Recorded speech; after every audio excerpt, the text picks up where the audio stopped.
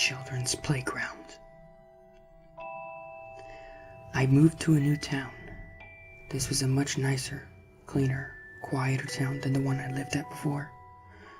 Not the sort of town you'd expect to have things wrong with it. There was a very big public park right in the center. It housed rows upon rows of swings, slides infested with snake-like tunnels that weaved in and around the playground, providing a maze for the children to lose themselves in their games. There was even a functioning merry-go-round, which seemed to always be slightly turning, inviting the children to hitch a ride on its platform of twirls. And I have to emphasize on the fact that it was a quiet, peaceful town. The kind of town where kids could leave the house on their own and take the short journey to the park. I had been given strict instructions by my parents that I should come home the second it started turning dark. My life was wonderful, or so it seemed. It was a Friday. I knew the day because I remember coming home with a big smile on my face, as I knew I had the luxury of non-stop playing for the next 2 whole days. I did what I always did. I chucked my school bag on my bed and was ordered to change into other clothes. In a matter of minutes, I was ready to descend onto the world of fun. Nothing could stop me. The tunnels were my favorite. It was so easy to get lost in them, which made great fun for playing hide-and-seek with my only 2 friends, Billy and Tom. They were both in my class, and we, like many 8-year-olds, loved any game that filled us with pure adrenaline. We were going to play murder. I don't expect anyone to know this game. We made it up. The rules were similar to hide-and-seek, except when the one seeking found you, they had to murder you. Pretend, obviously. It was nearing winter, as I remember being slightly cold as I wormed my way around in the tunnels, furiously trying to find a perfect hiding spot. Billy was the seeker. Tom had hidden behind the merry-go-round. I was alone. It must have been maybe 10 minutes, which for an 8-year-old felt like a year, when I decided to do what all kids do when they got bored. Give up. I give up, I shouted, my voice echoing through the tunnels. I'm in the tunnels. I give up. I heard sudden shuffling from one end of the tunnel.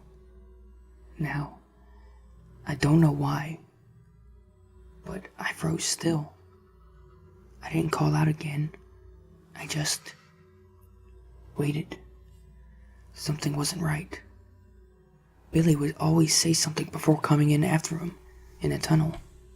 He'd always congratulate them on being the last to be found, or for cheating by hiding in the endless maze of tunnels. As I stood frozen, the shuffling grew louder, and I could tell it was starting to get dark outside as the tunnels slowly began to lose any light in them, slowly but surely dropping into darkness. I began to slowly shuffle backwards. The shuffling ahead of me grew louder, as if someone or something way too big in the tunnel was trying to navigate around. Come out. It's time to go home now. A very creepy voice echoed through the tunnels. It sounded like a man. It sounded like a grown man when a grown man talks to small children, talking slightly higher pitched. This was definitely wrong. I probably would have come out if the voice was outside, but it wasn't. It was inside the tunnels. Why would an adult crawl inside? As I was shuffling further and further back, the face of an old man appeared in the darkness ahead of me. Patches of hair on his head, and a definite look of someone who hadn't showered in the last week. I couldn't see what he was wearing, but I knew it was tattered old clothes.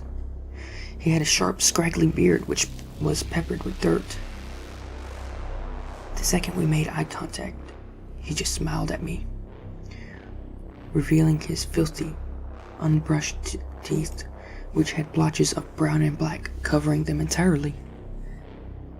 I panicked, turned around, and began shuffling on all fours as fast as I could. The shuffling behind me grew louder and quicker. He was chasing me. I sped through the maze for what felt like an eternity. I only stopped when my legs refused to move anymore. I'd taken so many twists and turns that even I was completely lost. "I don't want to hurt you. I just want to talk." The voice echoed through the tunnels. I could tell he was nearby. I pressed my body against the bottom of the small, narrow tunnel and listened. He continued to make soft, cooing noises, begging me to come out and present myself to him. I lay in that tunnel for hours. No exaggeration. Even after I heard him curse to himself and angrily force his way out the tunnel, I continued to wait. Thoughts raced my mind of me coming out of the tunnel, only to be met by that same smile that once greeted me. In the darkness of the tunnel, I could make out blue flashing lights on the outside.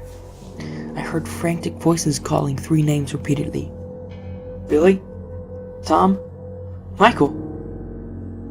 When I heard my name, my heart slowly began to calm. My parents had come. I easily shuffled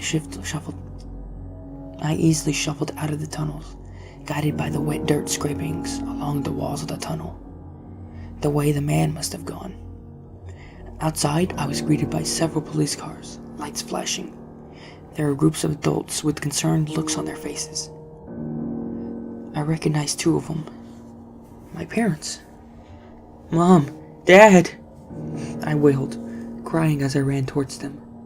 They began crying and ran towards me, lifting me off the ground and hugging me so tightly, it felt as though I was slowly being crushed.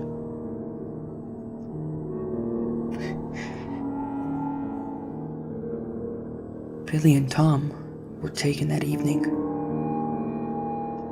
They were later found and hidden in a nearby skip. Mutilated. They had been brutally massacred. Their skulls had been caved in with a large iron bar, and their bodies had deep cuts everywhere. Large pieces of glass found buried in their backs. What chills me to the fucking bone is that the wet dirt I saw in the tunnels wasn't entirely dirt.